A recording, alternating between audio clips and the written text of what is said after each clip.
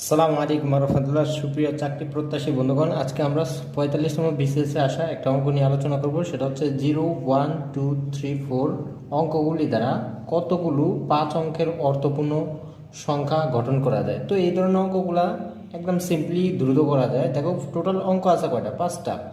তাহলে নাও 5 ফ্যাক্টরিয়াল বিয়োগ করে দাও। 0 আছে কয়টা? একটা। তাইলে এখান থেকে 5টা থেকে একটা বিয়োগ করে দিলে কয়টা হয়? 4টা। তাহলে 4 ফ্যাক্টরিয়াল। এখন ফ্যাক্টরিয়াল জিনিসটা কি? ফ্যাক্টরিয়াল জিনিসটা হচ্ছে কোনো সংখ্যার ফ্যাক্টরিয়াল বলতে আমরা বুঝি 1 থেকে ওই সংখ্যা পর্যন্ত ধারাবাহিক গুণ।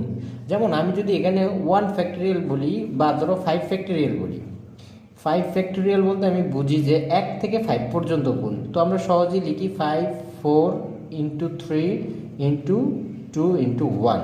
তাহলে কত হয়? 4 5 20, 3 20 60, 60 দ্বিগুণা 120, অর্থাৎ এটার অ্যান্সার হচ্ছে 120। যদি আমরা বলি 4 ফ্যাক্টরিয়াল, তাহলে 1 থেকে 4 পর্যন্ত গুণ ধারাবাহিক 4, 3, 2, 1, 3 4 12, 12 দ্বিগুণা 24, 24 থেকে 24। ঠিক আছে?